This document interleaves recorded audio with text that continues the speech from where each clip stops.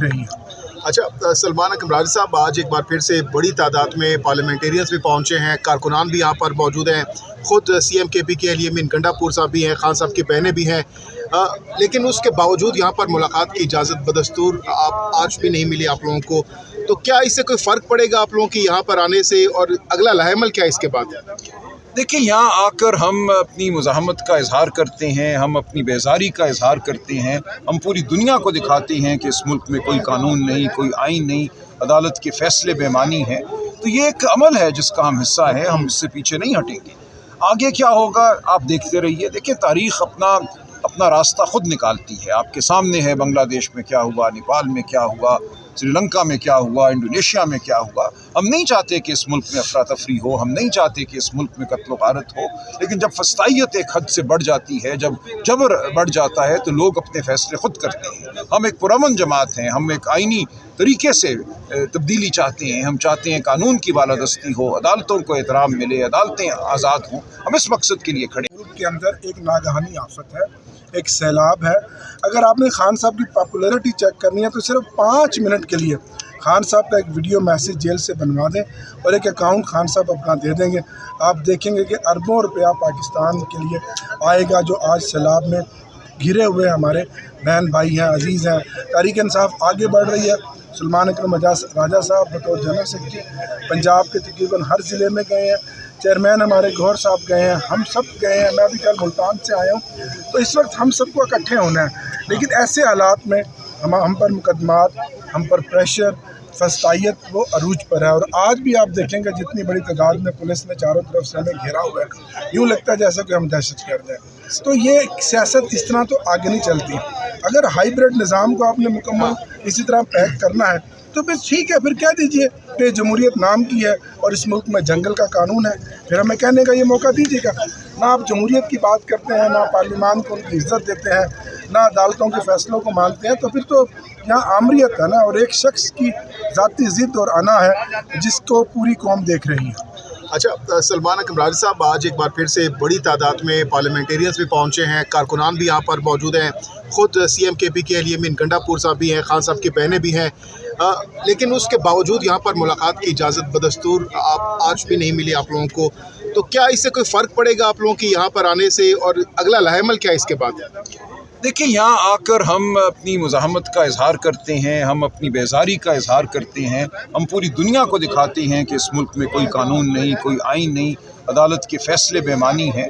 तो ये एक अमल है जिसका हम हिस्सा हैं, हम इससे पीछे नहीं हटेंगे। आगे क्या होगा आप देखते रहिए। देखिए, तारीख़ अपना रास्ता ख़ुद निकालती है। आपके सामने है बांग्लादेश में क्या हुआ, नेपाल में क्या हुआ, श्रीलंका में क्या हुआ, इंडोनेशिया में क्या हुआ। हम नहीं चाहते कि इस मुल्क में अफरा तफरी हो, हम नहीं चाहते कि इस मुल्क में कत्ल गारत हो, लेकिन जब फस्तायत एक हद से बढ़ जाती है, जब जबर बढ़ जाता है, तो लोग अपने फ़ैसले ख़ुद करते हैं। हम एक पुरअमन जमात हैं, हम एक आइनी तरीके से तब्दीली चाहते हैं, हम चाहते हैं कानून की बालादस्ती हो, अदालतों को एहतराम मिले, अदालतें आज़ाद हों। हम इस मकसद के लिए खड़े हैं। लेकिन इस मकसद को दूसरी तरफ अगर नहीं मानती, दूसरा फरीक अगर नहीं मानता, दूसरा फरीक अगर ये समझता है कि सिर्फ जबर और फस्तायत ही आगे बढ़ने का रास्ता है, जबर और फस्तायत में फलाह है, माशी तरक्की जबर और फस्तायत में है, तो ये खाम ख्याली है। तारीख़ ने पहले भी इस झूठ को रद्द किया है, आइंदा भी ये झूठ रद्द होगा। अच्छा, सलमान अकरम राजा साहब, कुछ लोग ये भी कह रहे हैं कि पीटीआई इस वक्त कुछ खुफिया मनसूबाबंदी कर रही है, दोबारा से इस्लामाबाद की जानिब मार्च के लिए हवाले से कोई अगले महीने 1.5 महीने में कोई प्लानिंग हो रही है।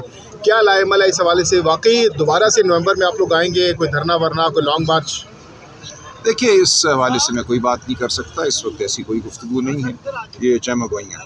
अच्छा, सलमान अकरम राजा साहब जो पेशावर में एक जलसा करने जा रही है पाकिस्तान तहरीक इंसाफ इमरान खान की कॉल के ऊपर, पूरे मुल्क से कारकुन निकलेंगे, तो पंजाब की क्या स्ट्रेटजी है? हमेशा पख्तूनख्वा ने जो है वो हमेशा इल्ज़ाम ठहराता है कि जब पंजाब निकलेगा और केपी निकलेगा तो फिर ही फस्तायत का मुकाबला हो सकेगा। तो आप पंजाब को निकाल लेंगे इस मरतबा? काफ़ी ज़्यादा सवालात आपके ऊपर खड़े होते हैं कि पंजाब की क़यादत ख़ास तौर पर, तो इस मरतबा क्या प्लान है? पंजाब निकलेगा? मैं अर्ज़ करूँ, पंजाब ने ख़ुद निकलना है। देखिए, पंजाब को अगर ज़रूरत है मेरे बताने की कि खान साहब की कॉल है निकलो, तो फिर तो अफसोस की बात है ना। खान की कॉल है और बच्चे को पता है ये खान की कॉल है। हमारे तमाम पार्लियामेंटेरियन, हमारे तंजीमी सुदूर ज़िले की सतह पे सब मुतहर्रिक हैं। और इंशाअल्लाह वो अपनी भरपूर जो मावनत है वो पेश करेंगे। लेकिन असल ये फ़ैसला पंजाब की आवाम का है। पेशावर कोई बहुत दूर नहीं है, पेशावर में हमारी हुकूमत है, वहाँ वो फसाइयत भी नहीं है जो बाकी मुल्क में है। वहाँ हम बिल्कुल अपील करते हैं पंजाब के हर बच्चे से, हर औरत से, हर मर्द से, हर बूढ़े से कि आओ एक शहर जमहूरियत वहाँ आबाद करो। खान साहब की यही ख्वाहिश है कि उस दिन लोग आएँ, चाहे वो बस पे आएँ, चाहे वो मोटरसाइकिल पर आएँ, वो गाड़ी पर आएँ, वैन पर आएँ, जैसे भी आते हैं आप बिल्कुल 27 तारीख को या उससे 1-2 दिन पहले पेशावर पहुँच जाइए। अभी मेरी वज़ीर आला से बात हो रही थी, वज़ीर आला खैबर पख्तूनख्वा से, उन्होंने बिल्कुल ये हामी भरी है कि जलसे के दिन से 2-3 दिन पहले इंतज़ामात कर दिए जाएंगे।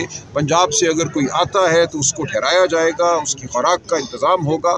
तो हम पंजाब के हर बासी से, सिंध के हर बासी से, बलोचिस्तान के हर बासी से ये कहते हैं, खैबर पख्तूनख्वा के लोग तो इंशाअल्लाह वहाँ होंगे ही, आज़ाद कश्मीर, गिलगित बल्तिस्तान, पूरे पाकिस्तान ने 27 सितंबर को वहाँ आना है और एक भरपूर ऐलान करना है। लेकिन सलमान अकरम राजा साहब, इससे पहले भी मुतादिद जलसे जुलूस आप कर चुके हैं KPK में। अब की बार एक और जलसा अगर 27 को आप लोग कामयाब भी कर लेते हैं, 10 लाख लोग अगर आ जाते हैं, मैं सवाल करने दीजिए, तो क्या उसका कोई इम्पैक्ट होगा? बिल्कुल होता है, हुकूमत को, विभाग को या पंजाब हुकूमत को, किसी को? पिछले साल एक जो इलाकाई जमात है उसने ऐलान किया कौमी जरगे का, और उस जरगे में शायद 50-60 हज़ार लोग आए, लेकिन टांगें काम गई थी निज़ाम की। देखिए, जब एक बड़ी तादाद में इंसान खड़े होकर, इकट्ठे होकर आवाज़ बुलंद करते हैं, वो खा पेशावर में हो, वो लाहौर में हो, वो कहीं भी हो, वो मस्तुंग में हो, तो वो उसकी गूंज पूरे मुल्क में जाती है और निज़ाम जो है उस गूंज से बच नहीं सकता। तो आप देखिएगा कि ये तमाम अमल जारी रहेगा, तारीख इसी तरह मुरतब होती है और इंशाअल्लाह 27 सितंबर को एक बड़ी आवाज़ उठेगी पेशावर से। और ये एक दिन का जलसा होगा, उसके बाद ख़त्म कर देंगे या फिर कोई इस्लामाबाद की जानिब लॉन्ग मार्च? नहीं, कोई लॉन्ग मार्च का उस दिन इरादा नहीं है। उसके बाद क्या लाया अमल अपनाएंगे वो सामने आ जाए। अच्छा सर, ये बताइएगा कि मिशन नूर के हवाले से सोशल मीडिया के ऊपर काफ़ी ज़्यादा हाइप है। मिशन नूर के दिन आप लोग अज़ानें देंगे जुल्म के खिलाफ, फस्तायत के खिलाफ, ये कारकुन करेंगे या लीडरशिप भी ये छतों पे खड़े होकर करना चाहिए ना? बिल्कुल ये अच्छी बात है। कौन रोक सकता है किसी को अल्लाह ताला को याद करने से, अल्लाह का नाम यहाँ पे तो नमाज पढ़ते हुए भी गिरफ्तारी हो जाती है। ठीक है, लेकिन बिल्कुल हर एक को इस दिन ये करना चाहिए। ये एक इरादा है जो जाहिर किया है, ये अवाम के अंदर से ये आवाज़ उठी है।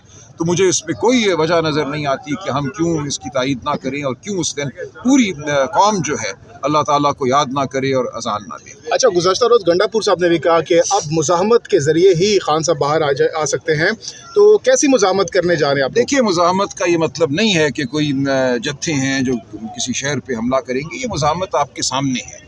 मैं आपसे फिर यही अर्ज़ करता हूँ कि एक मखसूस नज़रिया मुज़ाहमत का अपना लिया गया है कि आग और बारूद का मुकाबला हो। ये सिर्फ मुज़ाहमत नहीं है, मुज़ाहमत अखलाकी भी होती है, कानूनी भी होती है, सियासी भी होती है। और फिर एक लम्हा आता है कौमों की ज़िंदगी में, कौमों की तारीख़ में, जब अवाम ख़ुद अपना फ़ैसला करते हैं। आप मुझे बताइए, बांग्लादेश में, नेपाल में, इंडोनेशिया में किसी एक सियासी जमात का बताइए जिसके कहने पे लोग बाहर निकले। लोग खुद निकले अपने घरों से बाहर, कोई लीडर नहीं था इन तमाम एहतजाजों का। तो वो एक लम्हा आता है, उस लम्हे का इंतज़ार कीजिए। और मैं यही कहूँगा कि हमें उस लम्हे से पहले होश के नाखून लेने चाहिए और आइन और कानून को इस मुल्क में बहाल कर देना चाहिए। सलमान अकरम राजा साहब, मुज़ाहमत के बाद अल्टीमेटली टेबल टॉक और फैसले जो है डायलॉग के जरिए होते हैं। हम तो हमेशा से क्या कोई डायलॉग के लिए तैयार है इस वक्त? हम खान साहब तो कह रहे हैं हम नहीं करेंगे। नहीं, खान साहब ने हमेशा से ये कहा है कि आइन की बहाली के लिए, कानून की बहाली के लिए, अदलिया की बहाली के लिए हम बात करेंगे। इसके अलावा अगर कोई ये कहता है कि सर नीचा कर लो, भाग जाओ, किसी सरूर पैलेस में चले जाओ, NRO मांग लेना, वो बात हम हरगिज़ नहीं करेंगे। हम उसूल की बात करेंगे, हम आवाम की फलाह की बात करेंगे, हम आइन और कानून की बात करेंगे। आज क्या प्लान है? बैठे रहेंगे यहाँ पर कब तक? देखते हैं यहाँ पे हम कब तक हैं। अभी काजी अनवर साहब, हमारे एक वकील साहब अंदर गए हैं, वो बाहर आते हैं तो उनसे सुनेंगे वो क्या कहते हैं। अच्छा, वकला तहरीक के हवाले से आप लोग काफ़ी अरसे से बात कर रहे हैं, क्या इस हवाले से कोई प्लानिंग कर रहे हैं?